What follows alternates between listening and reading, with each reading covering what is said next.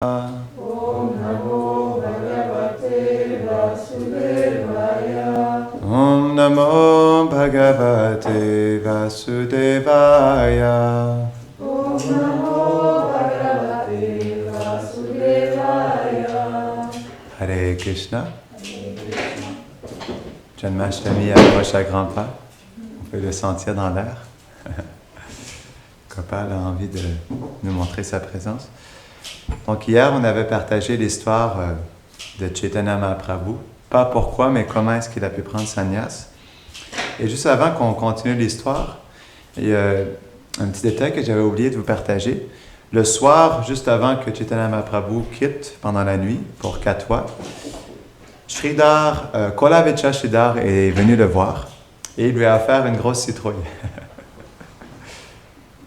Je l'ai partagé un petit quelque chose sur Kolavecha Sridhar. Donc, quand Chaitanya Mahaprabhu a reçu ce cadeau, il a été très surpris parce qu'il lui a rappelé que pendant toute son enfance, au lieu de lui donner quelque chose, il volait des légumes de Kolavecha Sridhar. Parce que Kolavecha Sridhar avait un petit business, un petit marché de légumes, et aussi il vendait des bananes et des feuilles de bananes. Donc, Chaitanya Mahaprabhu, avec ses petits amis, lorsqu'il était Nimai Pandit, allait au marché et allait voler des bananes à Kolavecha Sridhar et parfois lui achetait des bananes, mais pour moins cher aussi. Et même, Kolavecha Sridhar avait fait un jardin où il faisait pousser toutes sortes de légumes. Et même, Nimai Pandit allait la nuit avec ses acolytes et se couvrait d'une grosse couverture et pendant la nuit, allait voler des légumes dans le jardin de Kolavecha Sridhar. Et Kolavecha Sridhar entendait ces bruits, et lorsqu'il voyait dans le jardin, parce qu'ils étaient couverts d'une grosse couverture, il voyait comme si c'était un ours ou un animal sauvage, donc il était apeuré d'aller arrêter l'animal qui lui volait les légumes. Donc là, Chaitanya Mahaprabhu lui a tout avoué. Lorsqu'il a reçu la citrouille, il s'est senti obligé de lui avouer ses torts quand il était tout jeune et tous les légumes et les bananes qu'il lui a volés dans son enfance. Et a profondément remercié Kolavecha Sridhar. En fait, quand Chaitanya Mahaprabhu a fait son divertissement, comment ça s'appelle? Il y a un nom précis, mais il y a une journée où il a manifesté son opulence divine et où il a démontré qu'il était le Seigneur suprême. Donc, ses associés l'ont mis sur un trône et selon les désirs de ses associés, Chaitanya Mahaprabhu se manifestait dans l'humeur d'une incarnation particulière. Et il donnait des bénédictions à tous ceux qui étaient présents. Et quand Kolavecha Sridhar est arrivé, Chaitanya Mahaprabhu, naturellement, parce qu'il lui était très cher, lui a demandé « Quelle bénédiction est-ce que je peux te donner ?» Et Kolavecha Sridhar lui a répondu « S'il te plaît, je veux tout simplement que vie après vie, que tu reviennes en tant que Nimai Pandit et que vie après vie, tu viennes me voler mes bananes. » Donc, Chaitanya Mahaprabhu, il était très touché de recevoir cette grosse citrouille et il a demandé à sa mère Sachimata de préparer un riz sucré à la citrouille. C'est ça qui est expliqué. Donc, hier, on expliquait que l'origine du sannyas vient de Srimati Radharani et j'aimerais vous partager ce divertissement très spécial aujourd'hui. Donc, il y a un poète qui s'appelle Manohar Das qui est quelqu'un qui n'est pas très connu dans le monde Vaishnav. Donc, c'était un résident de Vrindavan, il habitait à Govardhan, et il a écrit ce texte qui s'intitule Vaidagdha Vilas, qui est un poème très rare, qui n'est pas très connu, mais Madhavananda Prabhu, avec son équipe de traducteurs, a trouvé ce texte rare et l'a traduit, et partage justement les versets de ce merveilleux divertissement. Et donc, Manohar Das, il explique au début justement que il y a un divertissement bien spécial qui est peu connu de tous, où Krishna a ressenti de la bouderie envers Srimati Radharani. On se rappelle bien que, en vrai, pour la plupart du temps, on pourrait dire tout le temps, c'est Srimati Radharani qui entre dans un mauna, qui veut dire une bouderie d'amour, une bouderie transcendantale. Donc, parce que Krishna a fait quelque chose, Srimati Radharani entre dans une bouderie. Mais cette fois-ci, c'était le contraire. Krishna est entré dans une bouderie. Donc, Manohar Das nous révèle que un jour, Radharani envoie une messagère, Chandramukhi, à Krishna pour lui donner rendez-vous à Bakula Kunj. Donc, Krishna reçoit le message et renvoie un messager à Radharani pour lui dire que oui, pendant la nuit, ils allaient bien se rencontrer à Bakula Kunj. Mais juste avant que le moment que Radharani s'enfuit de la maison, son supposé mari est arrivé, Abhimanyu est arrivé avec Govardhan Malik, le supposé mari de Chandravali. Donc, ils sont arrivés à presque 10 heures du soir et Abhimanyu est allé voir Jatila, sa mère, et lui a dit « Mère, j'ai très faim. S'il te plaît, cuisine-nous un festin. » Donc, après ça, Govardhan Malik et Abhimanyu, ils ont reçu le festin.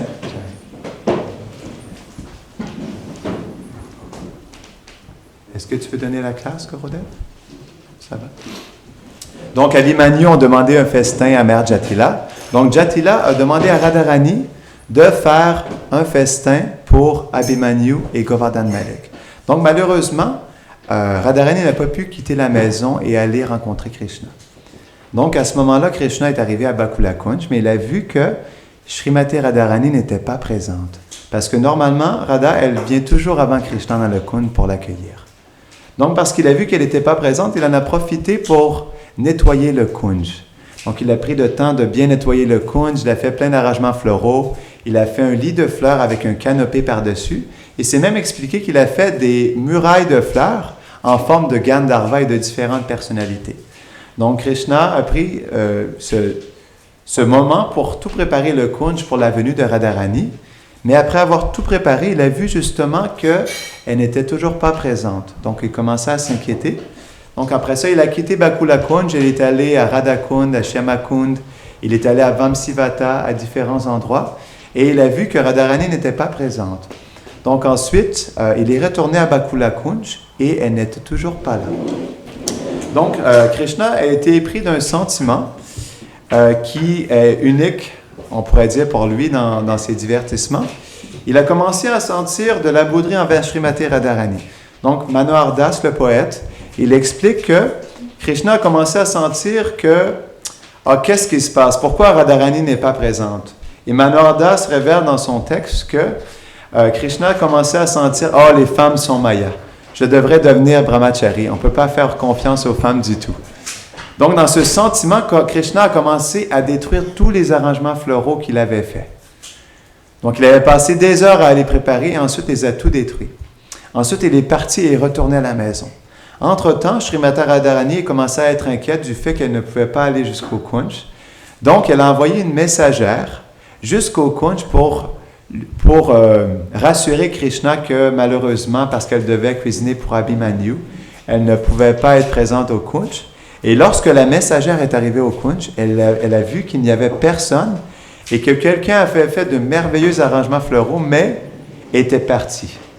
Donc, elle s'est sentie très inquiète et elle est retournée à Radharani et lui a exprimé que justement Krishna était venu, mais qu'il n'y avait plus personne et que tous les arrangements floraux avaient complètement été dévastés. Donc, la nuit est passée comme ça. Krishna est retourné à la maison. Et lorsqu'il s'est réveillé le matin, ou que Mère Yashoda est venue le réveiller, donc on voit normalement que Mère Yashoda, elle ouvre toujours les rideaux le matin pour que Krishna reçoive les rayons du soleil. Et comme on sait bien, Krishna adore les rayons du soleil parce que ça lui rappelle de Srimati Radharani. Mais ce matin était tout à fait différent. Lorsque Mère Yashoda a ouvert les rideaux, Krishna a dit « Non, Mère, je ne veux pas voir le soleil ce matin. Tout ce qui est doré est mauvais. » Mais Krishna, Gopal, qu'est-ce qui se passe? Tu adores le soleil normalement. Non, Mère, tout ce qui est doré est mauvais. Donc, Mère Yashoda tente de réveiller Krishna et elle lui dit, « Ok, laisse-moi t'habiller, Krishna, laisse-moi te faire la toilette, te nettoyer, laisse-moi t'habiller. » Donc, elle veut lui mettre des bijoux en or et dit, « Non, Mère, c'est en or, c'est mauvais. Tout ce qui est doré est mauvais. Les personnes dorées sont très, très mauvaises. » Mais Gopal, dans ta chambre, tu as un magnifique une magnifique cage d'oiseaux en or, qu'est-ce que tu vas faire? On va la peinturer en noir. Et qu'est-ce que tu vas faire des peintures dorées? On va aussi les peinturer en noir. Tout ce qui est doré est mauvais. Donc Krishna était dans ce sentiment. Maya Yashoda ne savait pas quoi faire. Il ne voulait pas du tout sortir du lit. Entre-temps, Srimati Radharani sentait que Krishna était dans cette difficulté. Donc elle a envoyé une messagère. Lorsque Srimati Radharani s'est levée, elle a tout de suite commencé, comme elle fait à tous les matins, elle a commencé à cuisiner pour son cher Krishna et cuisiner un merveilleux festin qu'elle a envoyé par Dhanishta. Donc Dhanishta, elle est allée par un chemin secret jusqu'à Nandagram, est allée dans la chambre de Krishna et lorsqu'elle est apparue avec une autre Saki, lorsque Krishna les a vus, Krishna a dit « Non, je ne veux pas vous voir. Non, je ne veux rien manger, je jeûne aujourd'hui. » Donc, il a complètement rejeté les deux Sakis. Donc, elles ont été obligées de retourner. Et c'est expliqué qu'au moins, parce que Mère Yashoda est la mère de Krishna, il a été forcé de prendre du lait de Mère Yashoda. Donc, il a jeûné du repas de Radharani, mais il a pris un tout petit peu de lait. Et Krishna était dans une profonde bouderie. Donc, Radharani ne savait plus quoi faire et elle a aussi commencé à jeûner.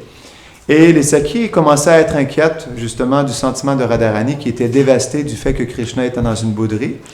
Donc Lalita Saki est allée voir Srimati Radharani et elle lui a dit « Ok Radharani, tu vois comme Krishna parfois lorsque tu es en bouderie, pour te sortir de ta bouderie, fait toutes sortes de manigances pour te retrouver et te sortir de ta bouderie. Te rappelles-tu un jour où, lorsque tu étais dans une profonde bouderie, il s'est habillé en femme et il est venu te voir en femme et essayer de te sortir par toutes sortes de manigances, de te sortir de ta bouderie. Pourquoi est-ce que tu ne pourrais pas aussi essayer, toi aussi, aujourd'hui, de te déguiser et d'essayer de sortir Krishna de sa bouderie? Pourquoi ne prends-tu pas l'habit d'un Brahmana Vairagi, un sannyasi, et pourquoi n'irais-tu pas à Nandagram quêter la charité de ton cher Krishna? Donc, Lalita Saki a amené Radharani dans un coin isolé et lui a changé ses vêtements, lui a enlevé son sari et lui a donné un habit sannyas et lui a serré justement à la poitrine pour que ça ne paraisse pas. Il lui a mis des grosses billes alentour, a pris ses cheveux et les a mis en chignon sur la tête, lui a donné un danda avec un bol pour ramasser l'eau et un petit bol aussi pour recevoir la charité. Donc, Radharani était habillée comme un sannyasi et lorsqu'elle marchait sur le chemin de Nandagram, toutes les personnes qui la voyaient ce merveilleux sannyasi radiant et les gens venaient la voir. « Oh, sannyasi Thakur, s'il te plaît, accepte-moi comme ton disciple, tu es tellement radiant. S'il te plaît, donne-moi tes bénédictions. S'il te plaît, accepte ma charité, laisse-moi te donner quelque chose. » Donc, Radharani s'en allait vers Nandagram en bénissant tous les Vrajavasis qui la rencontraient. Et lorsqu'elle est allée au portail de Nandagram, donc elle a rencontré les gardes du portail et elle leur a dit « S'il vous plaît, annoncez qu'un sannyasi est venu, mais je dois vous demander quelque chose. J'ai fait le vœu de ne recevoir la charité que d'un brahmachari. » Parce que Krishna avait dit à Maya Yashoda qu'il voulait devenir brahmachari, que les femmes étaient Maya et qu'il ne voulait plus voir aucune femme. Donc Radharani est venue avec ce plan où elle, en tant que sannyasi, n'allait recevoir la charité que d'un brahmachari. Donc, les portiers qui étaient dans la gare de Nandagram sont allés voir Maya Yashoda et lui ont dit qu'il y a un sannyasi qui est présent et qui ne peut recevoir que la charité d'un brahmachari. Et Mère Yashoda a dit « Ah, écoute, mais mon Gopal est devenu brahmachari. Pourquoi n'amenons-nous pas le sannyasi pour qu'il puisse bénir mon cher petit Gopal? » Donc, ils ont emmené Srimati Radharani dans la forme de sannyasi qui est venu jusqu'à la maison. Donc, lorsqu'elle est venue, Mère Yashoda a amené le supposé sannyasi, Radharani, à rencontrer Krishna. Et Yashoda lui a dit « Regarde Krishna, voici un sannyasi qui ne peut recevoir la charité d'un brahmachari. Pourquoi ne lui donnes-tu pas la charité? Il est un sannyasi, il pourra t'aider dans ton brahmacharya. » Donc Krishna a reçu Srimati Radharani et que lorsque le sannyasi est venu, Krishna il était profondément attiré par la douce beauté de ce sannyasi qui était profondément radiant. Donc, Krishna lui a demandé « Qu'est-ce que je peux t'offrir, ô toi sannyasi? » Donc, Radharani lui a dit « Tu peux m'offrir il y a juste une chose que je te demande, puisses-tu donner la charité à la fille de Vrishabhanu Maharaj? Et lorsque Krishna a entendu ça, il a tout de suite compris que c'était Srimati Radharani. Et il est tombé en pleurs et a embrassé Srimati Radharani. Et ensuite, il se faisait tard, la nuit était tombée. Il est allé voir Mère Yashoda et lui a dit, « Oh Mère, la nuit est tombée, il est déjà tard. Pourquoi est-ce qu'on n'accueille pas le sannyasi chez nous? Pourquoi est-ce que je ne peux pas l'accueillir dans ma chambre? Il pourra m'entraîner à être un brahmachari. » Donc Krishna a reçu Srimati Radharani dans sa chambre et elle a passé la nuit avec lui. Et dans ce divertissement, Srimati Radharani, sous la forme d'un sannyasi, a profondément défait Krishna de sa bouderie. Donc, je vais vous partager ce divertissement parce que, justement, ce divertissement décrit bien comment Srimati Radharani est l'origine du sannyas. En réalité, c'est la raison pourquoi Chaitanya Mahaprabhu est venu. Pour comprendre Srimati Radharani, il faut comprendre Chaitanya Mahaprabhu. Et pour comprendre Chaitanya Mahaprabhu, il faut comprendre Srimati Radharani. Je crois que c'est dans le Prema Vilas, lorsque Chaitanya Mahaprabhu est allé prêcher au Bangladesh pendant 2 mois, un de ses associés qui était présent avec lui a compris à ce moment-là que Chaitanya Mahaprabhu n'était l'une autre que Krishna. Et il lui a demandé, mais pourquoi Krishna es-tu venu? Pourquoi es-tu venu en tant que Chaitanya Mahaprabhu?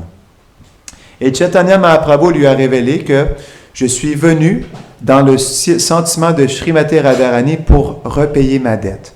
Parce que comme on voit dans le Srimad Bhagavatam, Krishna, après avoir justement vu l'amour des gopis lorsqu'il les a mis dans la séparation, juste avant de commencer la danse de rasa, Krishna a vu que l'amour des gopis était suprême. Et il partage ce merveilleux verset Naparayeham, où il exprime qu'il est endetté envers ce pur amour des gopis, et il leur exprime que j'ai une profonde dette envers vous et je ne peux pas la repayer. S'il vous plaît, sentez-vous satisfait de votre propre bhajan, de votre sadhana envers moi. Donc, dans cet état d'esprit, parce que Krishna avait une dette d'amour, comme on expliquait dans la dernière classe, lorsqu'on a une dette d'argent, on doit payer en argent. Lorsqu'on a une dette de service, on doit redonner un service. Mais lorsqu'on a une dette d'amour, on doit repayer en amour. Donc, Krishna avait une profonde dette d'amour envers Srimati Radharani et les gopis. Et comme il l'explique dans ce verset, il ne voyait nul autre moyen que de repayer cette dette d'amour en lui-même goûtant en fait ce service d'amour que les gopis faisaient pour lui, en rentrant dans ce même bhajan. Et c'est pourquoi Chaitanya Mahaprabhu, dans l'humeur de Srimati Radharani, a voulu goûter à ce même bhajan pour pouvoir repayer sa dette. C'est pour ça, comme on l'expliquait, le nom de Chaitanya, Krishna Chaitanya veut dire la conscience de Krishna, mais est-ce que c'est réellement la conscience de Krishna ou la conscience de Radha? Donc, on voit que Chaitanya Mahaprabhu est venu glorifier l'amour de Srimati Radharani et les gopis au monde entier. Et comme l'explique justement le texte de Prema Vilas, Chaitanya Mahaprabhu est venu dans cette humeur pour repayer sa dette. Et c'est quelque chose qui est très, très intéressant pour nous. Pourquoi? Parce que justement, le mouvement de Sankirtan, si on comprend réellement qu'est-ce que le mouvement de Sankirtan, c'est pour aider Chaitanya Mahaprabhu a repayé sa dette d'amour. Pourquoi est-ce qu'on chante le Mahamantra? Pourquoi est-ce qu'on répand le mouvement de Sankirtan? C'est pour aider Chaitanya Mahaprabhu, ses associés, les acharyas jusqu'à aujourd'hui présent, pour justement les aider à glorifier Srimati Radharani, à glorifier l'amour suprême de Srimati Radharani pour Krishna. Et c'est dans cet état d'esprit que Chaitanya Mahaprabhu voulait aussi qu'on chante le nom de Krishna. Il le dit lui-même en fait dans sa discussion avec cet associé. Je ne me rappelle plus du nom, je ne sais pas si c'est Lochandas Thakur, mais un associé qui était avec lui au Bangladesh. Il lui répond lui-même qu'il veut qu'on chante le nom de Krishna. Parce que dans l'humeur de Radharani, qui elle-même chante le nom de Krishna lorsqu'elle est en séparation, Chaitanya Mahaprabhu, pour repayer sa dette, chante aussi le nom de Krishna, pour être dans cette même humeur de séparation. Donc, ce qui est expliqué justement par nos acharyas, on aide aussi Chaitanya Mahaprabhu à repayer sa dette en nous-mêmes aussi chantant le Mahamantra.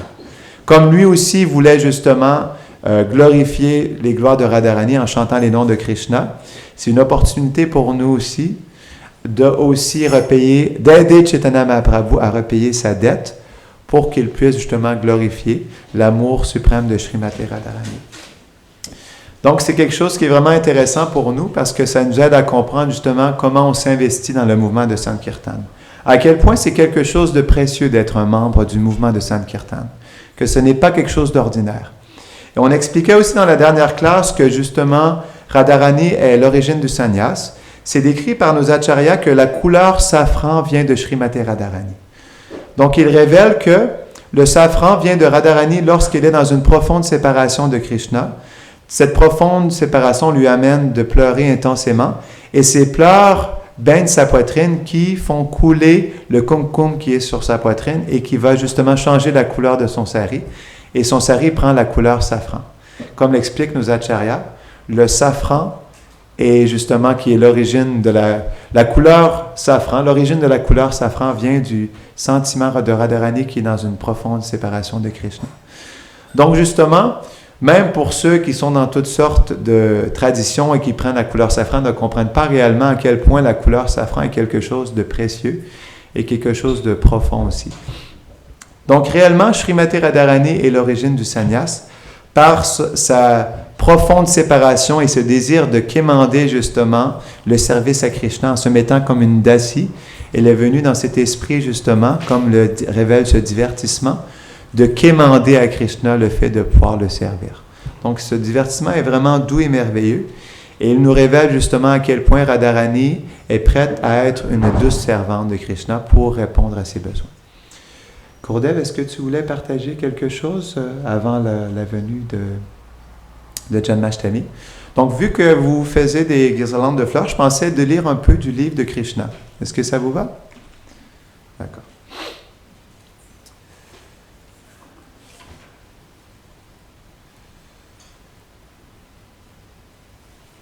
Premier chapitre. L'avènement de Krishna. Un jour, le monde fut alourdi par les forces militaires, trop puissantes, de divers rois belliqueux, en fait des êtres démoniaques, qui prétendaient appartenir à l'ordre royal. Le monde entier en fut troublé, tant que Bhumi, le déva maître de la terre, alla trouver Brahma afin de lui rapporter les malheurs que lui causaient les rois démoniaques. Bhumi prit la forme d'une vache, qui se présenta devant Brahma, les larmes aux yeux. Elle avait un air de deuil et sanglotait, pour invoquer la compassion de Brahma. Elle raconta combien la terre se trouvait en état de calamité. Après avoir écouté ses propos, Brahma, fort attristé, décida de se rendre à l'océan de lait, où demeure Sri Vishnu, le Seigneur. Tous les devas, avec à leur tête Shiva, l'escortèrent et Bhumi les suivit. Une fois aux rives de l'océan, Brahma prononça les mots qui devaient lui rendre favorable Sri Vishnu, qui jadis avait déjà sauvé la planète Terre en prenant la forme d'un sanglier. Dans les mantras védiques, on trouve une prière spéciale appelée le Purusha Shukta. De façon générale, c'est en récitant ce Purusha Shukta que les devas offrent leur hommage à Vishnu, Dieu la personne suprême. On comprend ici que le déva maître de chaque planète peut aller voir Brahma, le souverain de l'univers matériel, chaque fois que quelque chaos survient sur sa planète propre. Et Brahma, lui, est en mesure d'approcher le Seigneur suprême, Sri Vishnu, non pas directement, face à face, mais en se tenant sur les rives de l'océan de lait. Il existe dans notre univers une planète qui porte le nom de Svetattvip, et sur laquelle se trouve un océan de lait. Divers écrits védiques nous laissent entendre que de même qu'il existe sur Terre un océan d'eau salée, on trouve d'autres océans sur d'autres planètes. Un océan de lait, un océan d'huile, ou encore un océan de liqueur, et nombre d'autres sortes. Le Purusha Shukta est la prière qu'on coutume de réciter les devas pour plaire à Kshirodakshay Vishnu, Dieu, la personne suprême. Ce nom lui est attribué parce qu'il est allongé sur l'océan de lait, Kshira. C'est à travers cette manifestation particulière du Seigneur suprême qu'apparaissent en ce monde tous les avatars. Après que tous les devas eurent offert au Seigneur suprême la prière du Purusha Shukta, aucune réponse ne se fit entendre. Alors, Brahma s'assit en méditation et Sri Vishnu lui transmit par la pensée un message qu'il révéla ensuite aux autres devas. C'est ainsi que se transmet le savoir védique. Venant de la personne suprême, il est d'abord reçu par Brahma, en son cœur. Comme l'enseigne le début du Srimad Bhagavatam, Tene Brahma Rida. Le savoir spirituel et absolu des Védas fut d'abord révélé à Brahma, en son cœur. Ici également, seul Brahma put comprendre le message de Sri Vishnu. Et c'est lui qui ensuite le transmit aux Devas pour qu'ils agissent sans délai. Tel était le message. Dieu, la personne suprême, apparaîtra très bientôt sur terre, accompagné de ses puissances suprêmes et formidables. Aussi longtemps qu'il demeurera sur la planète, les Devas devront également y demeurer afin de l'assister dans l'accomplissement de sa mission, anéantir les êtres démoniaques et protéger les Bhaktas. Tous doivent aussitôt naître dans la dynastie Yadu, au sein de laquelle apparaîtra également le Seigneur en temps voulu. Dieu lui-même, la personne suprême, Sri Krishna, apparut en tant que fils de Vasudeva. Mais avant lui apparurent en différentes familles vertueuses de la planète, tous les Devas ainsi que leur épouse, à seule fin de l'assister dans sa mission. Le terme exact utilisé ici est Tat Privartam. Il signifie que c'est afin de satisfaire le Seigneur que les Devas sont descendus sur terre. En vérité, quiconque ne vit que pour la satisfaction du Seigneur est un Deva. Les Devas apprirent encore que l'émanation plénière de Sri Krishna, nommée Ananta, à la forme de serpent, qui soutient toutes les planètes de l'univers, en allongeant ses millions de têtes, apparaîtrait également sur terre avant Sri Krishna. Ils surent aussi que Maya, la puissance externe de Vishnu, qui charme toutes les âmes conditionnées, apparaîtrait également à seule fin que s'accomplissent les desseins du Seigneur suprême. Après avoir, par de plaisantes paroles, informé et pacifié tous les Devas, dont Bhumi, Brahma, qui est le père de tous les Prajapati, les ancêtres de la population universelle, reprit le chemin de sa demeure propre, Brahmaloka, la planète matérielle la plus évoluée. Le chef de la dynastie Yadu, le roi Shurasena, gouvernait la province de Mathura en même temps que celle qui portait son nom, la province de Shurasena. La ville de Mathura devint donc la capitale de tous les rois de la dynastie Yadu. Une autre raison est que les Yadus se montraient d'une grande piété et savaient qu'à Mathura, le Seigneur Sri Krishna vit éternellement, de même qu'à Dwarka. Un jour, juste après avoir épousé Devaki, Vasudeva, le fils de Shurasena, monté sur son char, s'en retournait chez lui, accompagné de sa nouvelle épouse. Le père de Devaki, Devaka, avait offert une dot importante, des centaines de chars, tous équipés d'accessoires d'or, car il éprouvait pour sa fille une grande affection. Ce jour-là, Kamsa, fils de Grasena, volontairement avait pris les rênes et conduisait le char de Vasudeva pour satisfaire sa sœur Devaki. La coutume védique veut en effet que lorsqu'une fille est mariée, son frère conduise le jeune couple à la demeure du père du nouvel époux. Cela parce que la nouvelle mariée pourrait trop souffrir d'une séparation brutale d'avec sa famille. La dot de Devaki comprenait 400 éléphants parés de guirlandes d'or, 15 000 chevaux décorés et 8 100 chars. Devaka avait également décidé que 200 fort belles jeunes femmes accompagneraient sa fille. Le système de mariage en vigueur chez les Kshatriyas et encore observé en Inde veut que lorsqu'un roi Kshatriya se marie, plusieurs des jeunes amis de sa fiancée aillent vivre dans son palais. Ces suivantes de la reine sont appelées servantes, mais agissent en fait comme des amies. Cette pratique existe de temps immémorial. On en trouve des traces datant au moins de l'époque qui précède l'avènement de Sri Krishna, voilà 5000 ans. Ainsi, outre son épouse, Vasudeva ramena à sa demeure 200 belles jeunes femmes. Lorsque passaient sur leur char les nouveaux mariés, on jouait de divers instruments pour célébrer l'heureux moment. Le son des conques, des cors, des tambours et des timbales formaient ensemble un joli concert. La procession se déroulait de manière fort plaisante. Kamsa conduisant le char, lorsque soudain se fit entendre un son miraculeux, venant du ciel. Il s'adressait particulièrement à Kamsa.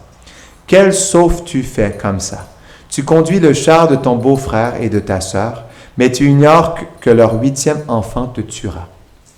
Kamsa, fils d'Ugrasena, de la dynastie Bhoja, était aussi réputé pour être le plus démoniaque de tous les rois de cette dynastie. Dès qu'il eut entendu la prophétie venant du ciel, il saisit Devaki par les cheveux et s'apprêtait à la tuer de son sabre, quand Vasudev, étonné de ce geste, afin d'apaiser son cruel et cynique beau-frère, voulut le raisonner en ces termes. « Mon cher beau-frère, mon cher Kamsa, tu es le plus célèbre roi de la dynastie Bhoja, et les gens te savent le plus grand des guerriers, un roi fort vaillant. Comment ton courroux peut-il être assez fort pour que tu t'apprêtes maintenant à tuer une femme, de plus ta propre sœur, en l'heureux jour de son mariage? Pourquoi être si effrayé de la mort?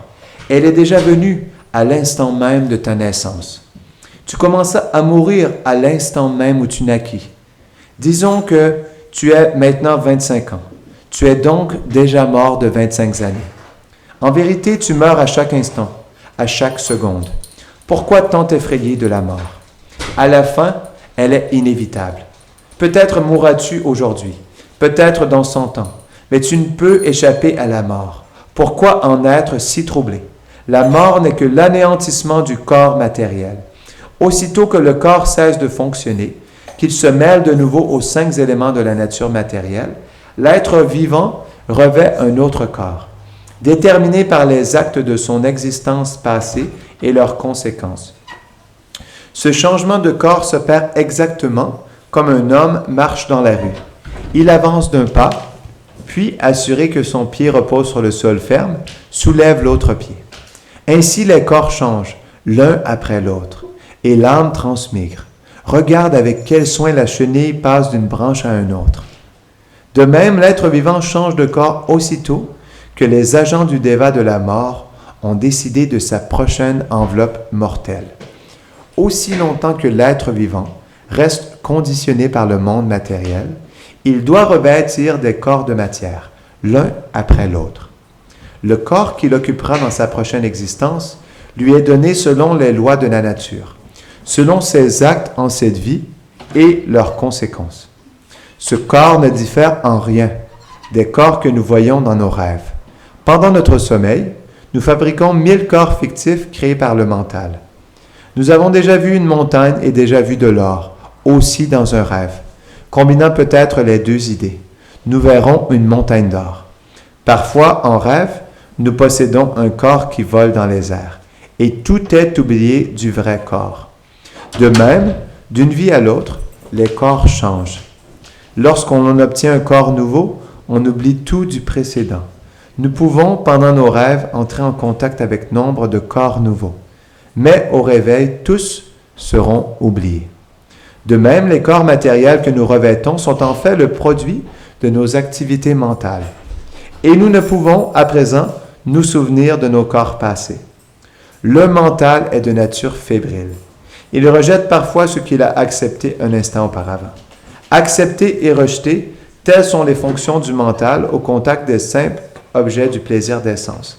La forme, le goût, l'odeur, le son et le tact. Voué à la spéculation, le mental entre en contact avec les objets du plaisir des sens, et lorsque l'être vivant désire un type de corps particulier, il l'obtient. Le corps est donc une offrande des lois de la nature matérielle. L'être vivant accepte un corps et prolonge son séjour dans l'univers matériel pour y jouir ou souffrir, selon la structure du corps acquis. À moins d'obtenir un corps particulier, il est impossible pour l'être de jouir ou de souffrir en ce monde, selon les tendances mentales héritées de sa vie antérieure. C'est en fait la condition mentale de l'être à l'instant de mourir qui détermine le corps particulier qui lui sera offert. Les planètes lumineuses telles le Soleil, la Lune ou les étoiles ne reflètent sur la surface de différents liquides, eau, huile, ghee. Le reflet se déplace selon le mouvement de ces liquides. La Lune se reflète sur l'eau, et si l'eau ondule, la Lune semblera la suivre, mais il n'en est rien. De même, par simple création mentale, l'être obtient différentes sortes de corps, bien qu'en vérité il n'ait nul lien avec ces corps, mais par la force de l'illusion, par la sorcellerie de Maya. Il pense appartenir à un corps d'espèce particulière. Telles sont les voies de l'existence conditionnée. Prenons l'exemple d'un être doté à présent d'une forme humaine. Il croit appartenir à la communauté humaine, à tel ou tel pays, à telle ou telle région. Il s'identifie à ces choses et par là se destine un autre corps, dont il n'a nul besoin. De telles créations mentales, de tels désirs sont à l'origine de diverses sortes de corps. Le voile de la nature matérielle est si épais que les êtres se satisfont du corps qu'ils obtiennent et prennent grand plaisir en s'identifiant à lui. Aussi, je t'implore de ne pas laisser ton corps et ton mental t'ensevelir sous leurs injonctions. Vasudeva demanda ainsi à Kamsa de ne pas nourrir de jalousie contre sa sœur. Nouvellement mariée, chacun devrait s'affranchir de l'envie car elle engendre la crainte en cette vie comme en la suivante, lorsqu'on se trouve devant Yamaraj. Vasudeva fit appel à Kamsa au nom de Devaki, lui rappelant qu'elle était sa jeune sœur. Il invoquait pour plaider la cause de son épouse, l'heureux moment de son mariage. Une jeune sœur, un jeune frère doivent recevoir de leurs aînés la protection qu'on donne à un enfant. La situation est bien délicate, conclut Vasudeva. Si tu la tues, ton haut renom s'en trouvera affecté. Vasudeva tenta d'apaiser Kamsa en lui donnant de sages conseils et en usant de discrimination philosophique. Mais il ne put y parvenir, car ce dernier se trouvait d'ordinaire entouré de compagnons démoniaques. Bien qu'issu d'une famille royale de haute noblesse, Kamsa garda toujours sa nature démoniaque, à cause d'un entourage démoniaque. L'être démoniaque ne prête jamais l'oreille aux bons conseils. Tel un voleur endurci, on aura beau le raisonner, jamais il ne changera sa conduite. Telle est la distinction entre un Deva et Asura. Ceux qui peuvent se soumettre aux sages conseils et qui y conformer leur existence, on les qualifie de Deva. Ceux qui ne le peuvent, d'Asura. Ayant échoué dans sa tentative d'apaiser Kamsa, Vasudeva pensa au moyen de protéger son épouse Devaki. Face à un danger imminent, l'homme d'intelligence doit s'efforcer autant que possible de l'éviter. Mais si, malgré toute son intelligence, elle ne le peut, on ne doit pas le tenir pour fautif. L'homme doit essayer de son mieux d'accomplir son devoir. Et si l'effort n'est pas couronné de succès, il n'en portera pas la faute. Vasudeva pensa ainsi. Il me faut pour l'instant sauver Devaki. Si plus tard nous avons des enfants, je verrai alors comment les protéger. Une autre pensée lui vint. Si plus tard j'ai un enfant capable de tuer Kamsa, comme Kamsa en est convaincu, alors et Devaki et l'enfant seront sauvés, car inconcevables sont les lois de la providence. Mais pour l'instant, il faut que d'une façon ou d'une autre, je sauve Devaki. On ne peut jamais dire comment un être contracte un type de corps particulier. De même qu'on ne peut jamais savoir quel arbre un feu de forêt dévorera. Les flammes, sous l'influence du vent, épargnent un arbre ici et là et en touchent d'autres. Ainsi, un homme peut mettre toute sa prudence et son attention méticuleuse à accomplir ses devoirs. Mais il reste bien malaisé pour lui de prévoir quelle sorte de corps il obtiendra dans sa vie future. Maharaj Bharat, par exemple, exécuta avec grande foi ses devoirs sur la voie de la réalisation spirituelle. Mais voilà qu'il se prit d'affection pour un cerf et dut par là revêtir un corps de cerf lors de sa vie suivante. Vasudeva, ayant réfléchi au moyen de sauver son épouse, de nouveau se redressa à Kamsa, très respectueusement, bien que ce dernier fût un abominable pécheur. Il arrive parfois qu'un homme de vertu, tel Vasudeva, doit flatter un être de vice comme Kamsa. Telles sont les voies de la diplomatie.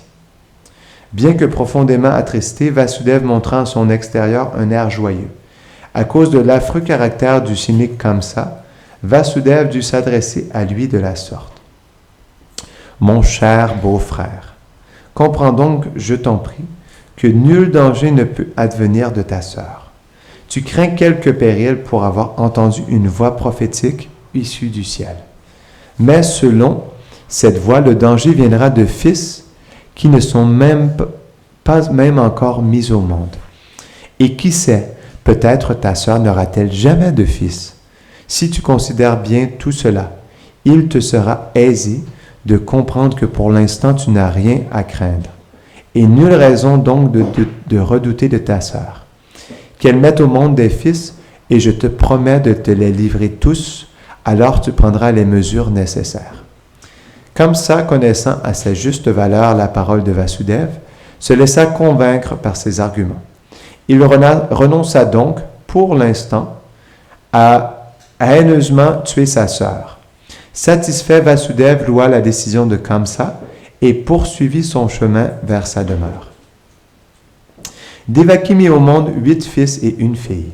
Lorsque naquit le premier fils, Vasudeva garda sa parole et le porta aussitôt à Kamsa. Il est dit que Vasudeva était fort vertueux et connu pour l'honneur de sa parole. Il désirait maintenir ce renom. S'il fut douloureux à l'extrême pour Vasudeva de donner l'enfant, Kamsa, lui, le reçut avec joie.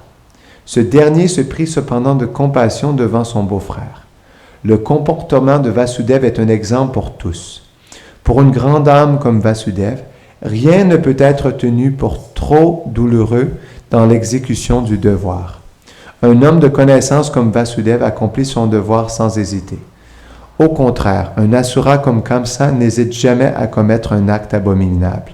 Il est donc dit qu'une personne sainte peut supporter toutes sortes de conditions difficiles, qu'un érudit est à même d'accomplir son devoir sans attendre de se trouver dans des circonstances qui s'y prêtent, qu'un homme haineux comme Kamsa peut se livrer à n'importe quel acte coupable, et un bhakta tout sacrifié pour la satisfaction de Dieu, la personne suprême. Kamsa fut content de l'acte de Vasudeva. Il fut surpris de constater qu'il gardait sa promesse. Puis, à la fois compatissant et satisfait, il prononça ces paroles. « Mon cher Vasudeva, nul besoin de m'offrir cet enfant. Il ne représente pour moi aucun danger. On m'a prédit que je serais tué par le 8e enfant de Devaki. Pourquoi recevrais-je celui-ci? Tu peux le reprendre. » Sur le chemin de retour, avec son premier enfant, Vasudeva ne pouvait, bien qu'heureux de l'attitude de Kamsa, croire en ses paroles, car il le savait privé de maîtrise de soi. Un athée ne peut maintenir sa parole d'honneur. Celui qui ne maîtrise pas ses sens ne connaît pas la détermination. Le grand politicien Chanakya Pandit a dit « Ne placez jamais votre confiance en un diplomate ou en une femme. Ceux qui s'adonnent sans frein au plaisir des sens ne peuvent être probes et l'on ne saurait placer en eux notre confiance. » En ces temps, le grand Narada rendit visite à Kamsa. Il savait que ce dernier avait montré de la compassion envers Kamsa, envers Vasudeva, et lui avait rendu son premier fils. Narada désirait ardemment accélérer le plus possible la venue de Sri Krishna. Il informa donc Kamsa qu'à Vrindavan, Nanda Maharaj, tous les pâtres et les gopis, et par ailleurs, Vasudeva, son père Surasena et tous ses proches, membres de la famille Vrishni de la dynastie Yadu, se préparaient ensemble à l'apparition du Seigneur.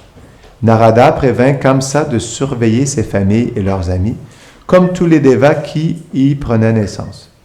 Kamsa, ses proches, ses conseillers, tous étaient des asuras. Et les asuras craignent toujours les devas. Après avoir reçu de Narada ces informations, Kamsa se tint en alerte. Il comprenait que puisque les devas étaient déjà descendus sur la planète, Sri Vishnu le Seigneur apparaîtrait bientôt. Il arrêta aussitôt son beau-frère Vasudeva ainsi que Devaki et les jeta derrière les barreaux. Dans la prison tenue par des chaînes de fer, Vasudeva et Devaki donnèrent chaque année naissance à un fils. Et Kamsa, croyant voir en chacun Vishnu descendu sur terre, les tua l'un après l'autre. Donc, ils sont restés quand même bien longtemps dans la prison. Donc, il y a eu 8 enfants, ça fait 1 année par enfant. Et en plus, quand Krishna grandit à Vrindavan, ça fait 11 années de plus. Donc, presque 20 ans, ils ont passé dans la prison de Kamsa, Devaki et Vasudeva. On a vu qu'il redoutait particulièrement le 8e fils, mais après la visite de Narada, il en était arrivé à croire que chacun des enfants pouvait être Krishna. Il crut donc plus sage de faire périr tous ceux qui naissaient de Vasudeva et d'évêques. Le comportement de Kamsa n'est pas difficile à comprendre. On trouve dans l'histoire du monde bien des princes et des rois qui tuèrent père, frère ou toute une famille ou leurs amis seulement pour satisfaire leurs ambitions. Rien là d'étonnant, car les Asuras tueraient n'importe qui pour réaliser leurs aspirations infâmes. Par la grâce de Narada, Kamsa devint conscient de son existence précédente. Il sut qu'il était un Asura du nom de Kalanemi, jadis tué par Vishnu. Ayant pris nouvelle naissance dans la famille Bhoja, il avait décidé de devenir l'ennemi mortel de la dynastie Yadu. Krishna devant apparaître au sein de cette dynastie, Kamsa avait grand peur d'être à nouveau par lui tué, comme dans sa vie antérieure. Il commença par emprisonner son propre père, Ugrasena, car il était le plus haut roi des trois dynasties Yadu, Bhoja et Andaka. Il occupa ensuite le royaume de Surasena, père de Vasudeva, et se proclama souverain de toute cette terre. Ainsi s'achèvent les enseignements de Bhaktivedanta pour le premier chapitre du livre de Krishna, intitulé « L'avènement de Shri Krishna ». Donc, on va aller au chapitre 3.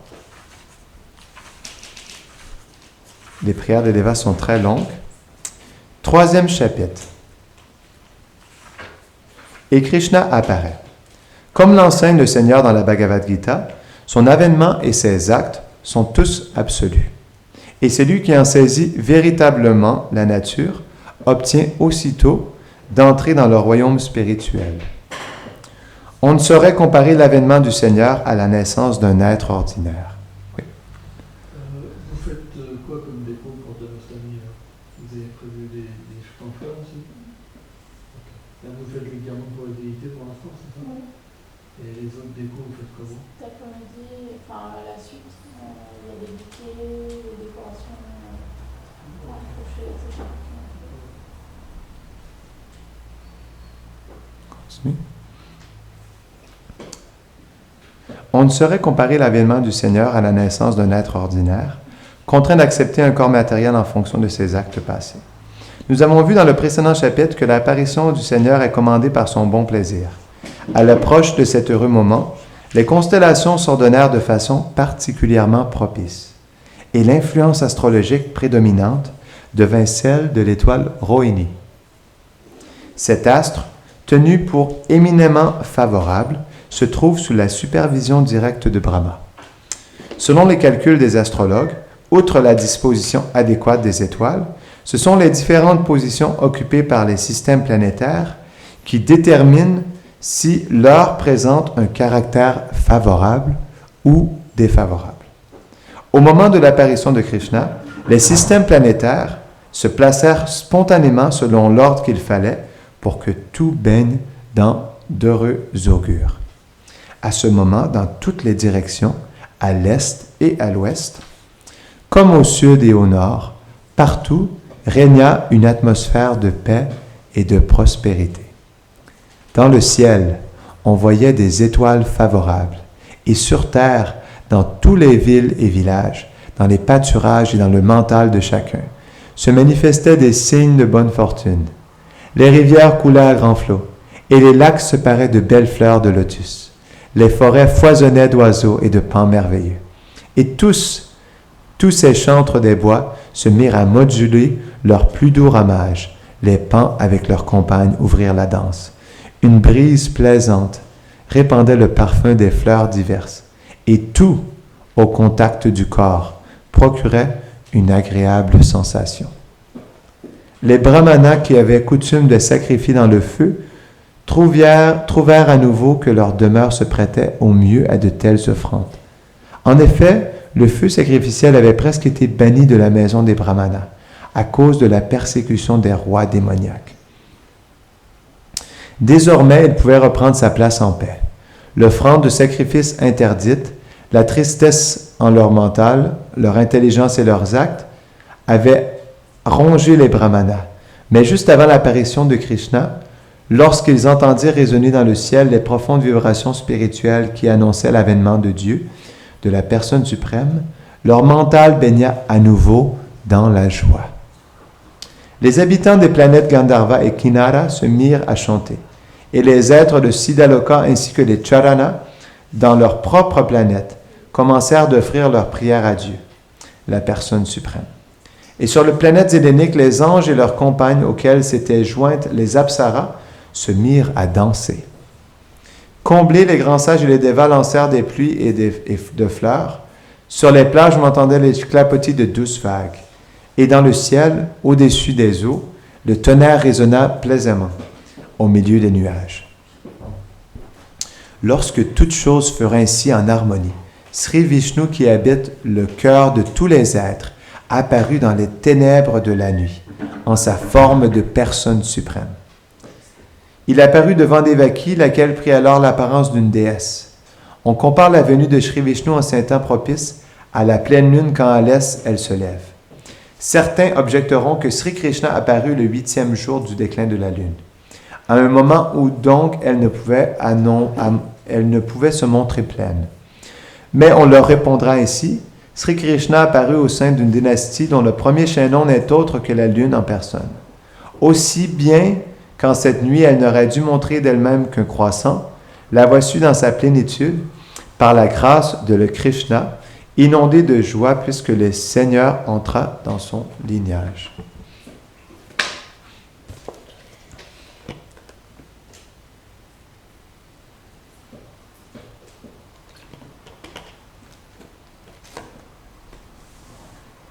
On continue? D'accord. Ah non, ça va.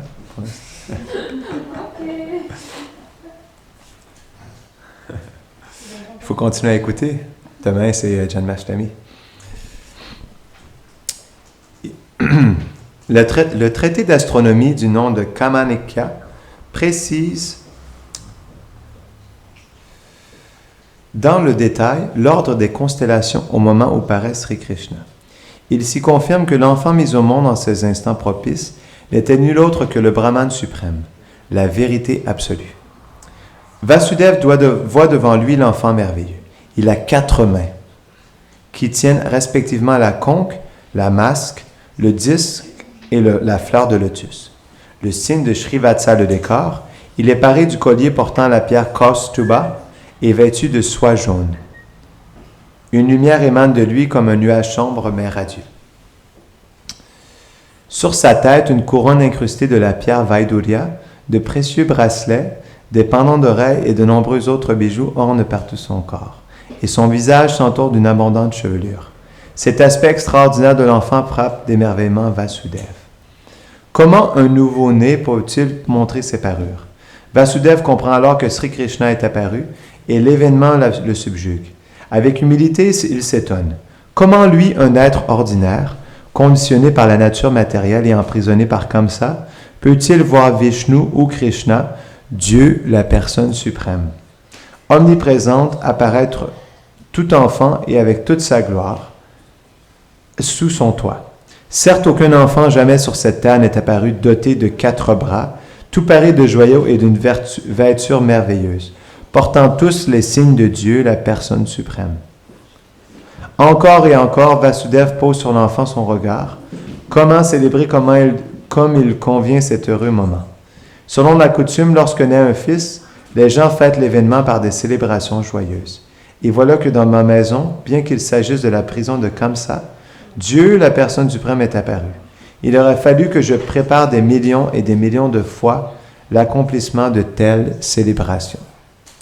Lorsque Vasudev, que l'on nomme également Anakadundubi, contemplait le nouveau-né, il éprouvait une joie telle qu'en lui brûlait le désir de faire au Brahmana le don charitable de milliers et de milliers de vaches. Selon l'usage védique, lorsque dans le palais du roi Kshatriya se célèbre une heureuse cérémonie, le souverain offre en charité de nombreuses richesses.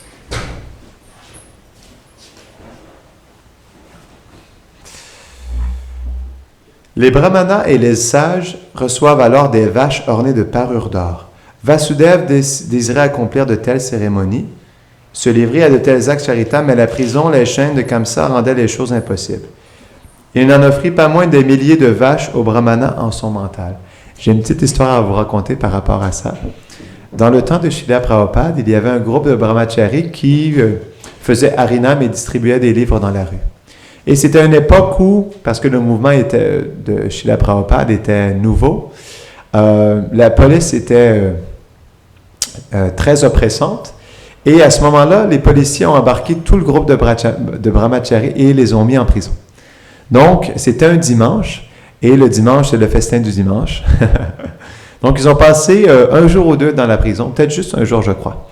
Et parce que c'était le festin du dimanche et ils n'avaient rien à manger, donc, dans cet esprit de Vasudev qui offrit tout dans son mental, ils offrirent un merveilleux festin à Krishna dans leur mental. Et chacun disait justement à tour de rôle qu'est-ce qu'il voulait préparer, qu'est-ce qu'il préparait pour Krishna. Ensuite, ils se sont vus justement mentalement préparer le festin, honorer le festin et danser dans le kirtan. Donc c'est comme ça que leur festin du dimanche s'est passé. Petite anecdote, parenthèse. Lorsque Vasudev eut vraiment reconnu dans l'enfant nouveau-né Dieu, la personne suprême, il se prosterna devant lui, mains jointes et entama des prières. Il se trouva porté alors au niveau spirituel, où la crainte qu'il avait de Kamsa se dissipa tout entière. Dans toute la pièce où il apparut, l'enfant Krishna répandait sa radiance. Et telle fut la prière de Vasudev. « Ô cher Seigneur, je peux comprendre de quelle nature est ta personne. Tu es Dieu, l'être souverain, l'âme suprême sise dans le cœur de chacun, et la vérité absolue. Tu es apparu dans ta forme personnelle, éternelle, qu'à présent nous pouvons voir. Je comprends que tu es apparu à seule fin de m'affranchir de la peur de Kamsa, dont j'étais la victime. Tu n'appartiens certes pas à l'univers matériel, et c'est toi-même qui, d'un simple regard sur la nature matérielle, permet l'existence de la manifestation cosmique. Certains contesteront et soutiendront que Dieu, la personne suprême créateur par un simple regard de l'entière manifestation cosmique, ne saurait pénétrer dans le sein de Devaki, l'épouse de Vasudev. Mais ce dernier infirme l'argument. Ô cher Seigneur, que tu apparaisses dans le sein de Devaki n'a rien qui surprenne, car pour la mettre en mouvement, tu es de même apparu dans le sein de la création. Allongé dans l'océan des causes, sous ta forme de Mahavishnu, tu fis l'océan des causes. Ok, là c'est une erreur de traduction. C'est pas l'océan des causes, mais c'est l'océan causal. Enfin.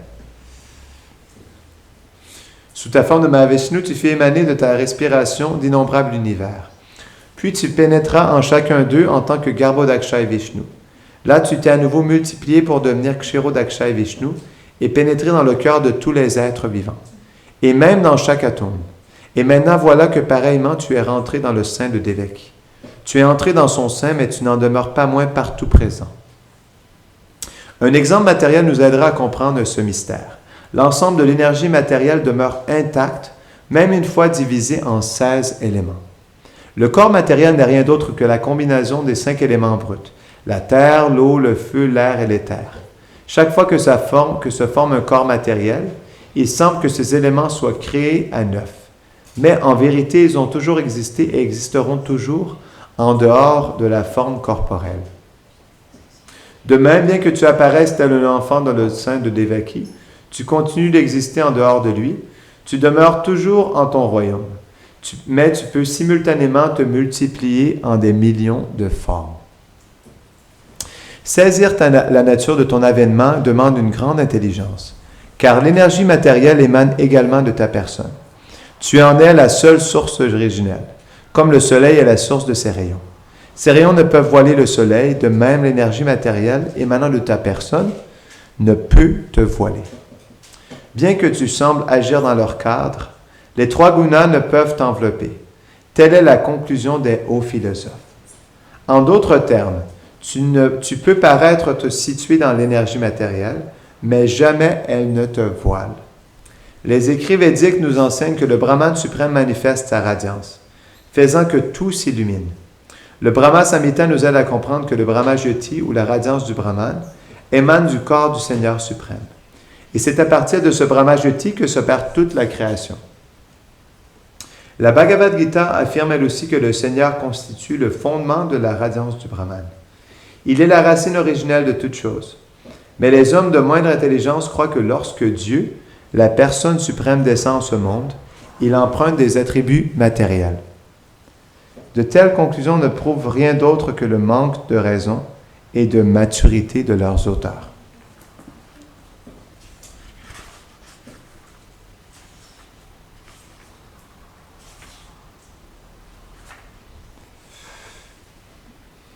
Dieu, la personne suprême, existe partout, directement ou indirectement. Il se situe aussi bien à l'extérieur de la création matérielle qu'en son sein.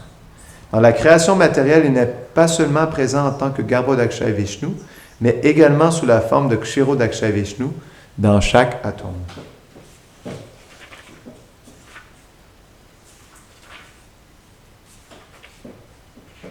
Quatrième chapitre.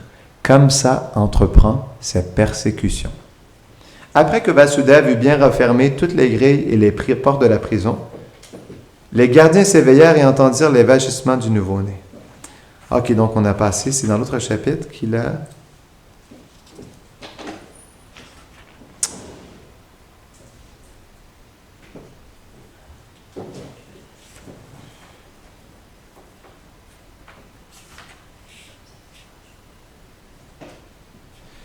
Ayant ainsi parlé à son père et à sa mère, le Seigneur se transforma en un enfant semblable aux autres et garda le silence. On va juste...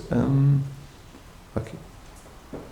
J'aurais pu me montrer sous l'aspect d'un enfant ordinaire, mais auriez-vous compris alors que moi, Dieu, la personne suprême, j'étais descendu dans le sein de Devaki. Mon cher père, ma chère mère, vous m'avez donc élevé de nombre de fois comme vous, votre enfant, avec grand amour et affection. Comment ne serais-je pas satisfait de vous et ne me sentirais-je pas obligé envers vous?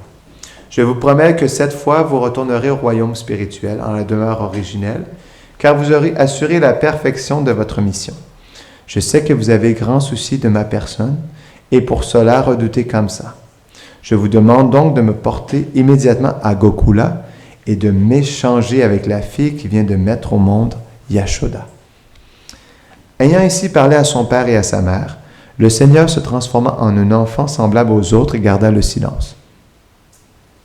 Comme il en avait reçu l'ordre de son fils, Dieu en personne, Vasudeva entreprit de le faire sortir de la pièce où il était apparu. À ce moment précis, une fille naissait de Nanda et Yashoda. Cette fille n'était autre que Yogamaya, la puissance interne du Seigneur. Par l'influence de Yogamaya, tous les habitants du palais de Kamsa, et surtout les gardes, furent plongés dans un profond sommeil. Toutes les portes, bien que barrées et cadenassées par des chaînes de fer, s'ouvrirent largement. Bien que la nuit fût très obscure, aussitôt que Vasudeva sortit du palais de Kamsa, portant Krishna dans ses bras, il put voir aussi clair qu'en plein jour. Le Chaitanya Charitamrita nous dit que Krishna est comme la radiance du soleil. Là où se trouve Krishna, l'énergie illusoire, comparable aux ténèbres, ne peut demeurer. Lorsque Vasudeva portait Krishna, les ténèbres de la nuit se dissipèrent. Toutes les grilles de la prison s'ouvrirent d'elles-mêmes. À ce moment encore, le tonnerre grondait dans le ciel et la pluie s'abattait violemment. Mais Shri Shesha, le Seigneur dans sa forme de serpent, dilata son cou et l'allongea au-dessus du Père et de son Fils, afin qu'il ne soit pas gêné par la tempête. Arrivé sur le bord de la Yamuna, Vasudeva vit que les eaux de la rivière s'agitaient violemment de fortes vagues et se couvraient d'écume sur toute leur étendue. Mais la rivière déchaînée creusa en elle un passage facile pour Vasudeva, tout comme l'avait fait pour Sri Rama l'immense océan Indien.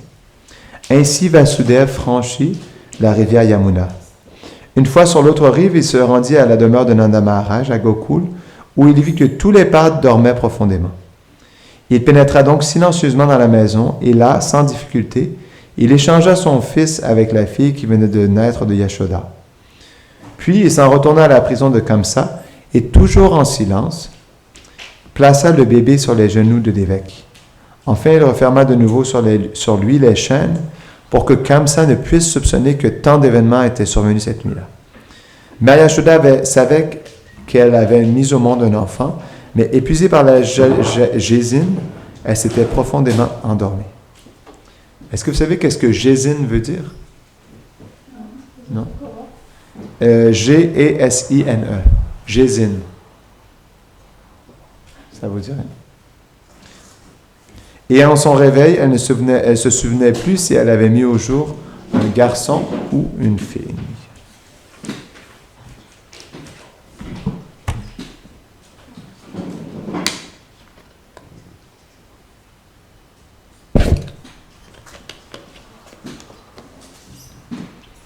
Comme ça entreprend ses persécutions. Après que Vasudeva eut bien refermé toutes les grilles et les portes de la prison, les gardiens s'éveillèrent et entendirent les vagissements du nouveau-né.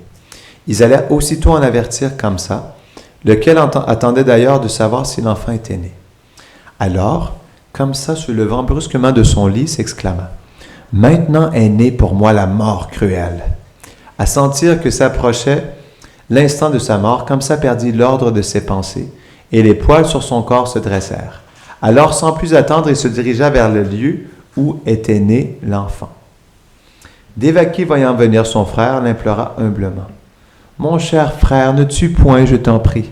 Cette fille qui de mon sein vient de naître, je te promets qu'elle sera la femme de ton fils. Pourquoi donc la tuer? Ce n'est pas par une fille que tu dois périr, mais, selon la prédiction, par un enfant mâle. Ne la tue pas, je t'en prie. Ô cher frère, tu as massacré tant de mes enfants, alors qu'ils venaient de naître, irradiants comme le soleil. Ce n'est pas ta faute, tes amis démoniaques t'ont conseillé d'agir ainsi. Mais à présent, je t'implore d'épargner cette fille. Laisse vivre mon enfant. » Si grande était la cruauté de Kamsa qu'il n'écouta pas les merveilleuses prières de sa sœur Devaki. Avec brutalité, comme pour la punir de ses prières, il lui arracha le nouveau-né, qu'il tâta sans pitié de projeter sur le sol de la pierre. Voilà bien l'image d'un frère cruel, capable de sacrifier ses proches à l'amour de son plaisir propre. Mais à peine avait-il amorcé son geste de haine, que l'enfant lui glissa des mains, s'éleva dans le ciel et apparut sous la forme de la jeune sœur de Vishnu, dotée de 8 bras, parée de joyaux, d'une robe magnifique et de guirlandes de fleurs. Elle portait dans ses 8 bras l'arc, la lancette, les flèches, la cloche, la conque, le disque, la masse et le bouclier.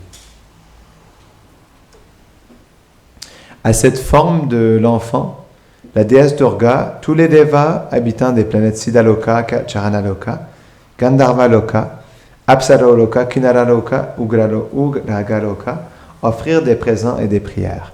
Du ciel où elle se trouvait, la déesse s'adressa à Kamsa. « Comment toi, vil, pourrais-tu me tuer? L'enfant qui te fera périr est déjà né, avant moi en quelques lieues du monde. Ne sois pas si cruel envers ta pauvre sœur. » Après s'être ainsi manifestée, la déesse Durga se vit célèbre sous différents noms dans différentes parties du monde. Aux paroles de Durga, Kamsa sentit la peur l'envahir. Soudainement pris de compassion, il soulage de leur chaîne sans plus tarder Vasudeva et Devaki, auxquels il s'adresse des mots aimables. « Chère sœur, cher beau-frère, en tuant mes propres neveux, certes j'ai agi comme un démoniaque. J'en avais tout à fait oublié le lien intime qui nous unit. Quelles seront les conséquences de mes actes? Je l'ignore. Sans doute je serai jeté aux enfers où vivent les tueurs de Brahmana. Il m'étonne fort, pourtant, que la prophétie n'ait pas été réalisée. Ainsi, les fables et les mensonges ne viennent pas que des hommes. Même les habitants des planètes édéniques y trouvent plaisir, semble-t-il, parce que j'ai cru en les paroles des Devas. J'ai dû commettre un aussi lourd péché que le massacre des enfants de ma propre sœur. Cher Vasudeva, cher Devaki, grandes âmes, que pourrais-je vous enseigner? Pourtant, je vous le demande, ne pleurez plus la mort de vos enfants. Chacun de nous est donné par une puissance supérieure, qui ne nous permet point de demeurer ensemble pour toujours. Le temps venu, nous devons, malgré nous, être séparés des amis et des proches. Mais une chose reste certaine. Après qu'innombrables corps l'un après l'autre aient péri, l'âme demeure intacte, éternellement. D'innombrables jarres sont modelés sur le tour puis à briser, mais la terre ne change point. De même, les corps que revêt l'âme de conditions diverses sont créés puis anéantis, mais elle, l'âme spirituelle, toujours demeure. Pourquoi se faire lamenter? Comprenons donc que le corps matériel se distingue de l'âme spirituelle, car aussi longtemps que l'on n'aura pas réalisé, on devra sans répit subir la transmigration d'un corps à l'autre. Chère sœur d'Évaquie, tu agis avec tant de douceur. Tu es si bonne, pardonne-moi. Je t'en prie de t'affliger point. Ne t'affligis point de la mort de tes enfants, dont je porte la faute. Et même puis-je être tenu pour l'auteur de ces crimes. Ils étaient prédestinés. Chacun agit selon un plan déjà tracé par la providence, et souvent contre son gré. Les hommes se méprennent en croyant que l'âme périt avec le corps, ou qu'il est possible à chacun de tuer un autre vivant. C'est pour de tels concepts erronés qu'il faut subir les conditions de l'existence matérielle. En d'autres termes, tant que l'homme n'est pas fermement établi dans la conviction que l'âme est éternelle, il reste dans les tribulations où l'on est tour à tour tueur et tué. Ô sœur de l'évêque, ô frère Vasudev, pardonnez, je vous en prie, les crimes que j'ai perpétrés contre vous. Si pauvre est mon cœur, si grand le vôtre, puisse votre compassion s'étendre à ma personne et me donner le pardon. On va arrêter ici. Je dois aller servir le corps. Excuserez.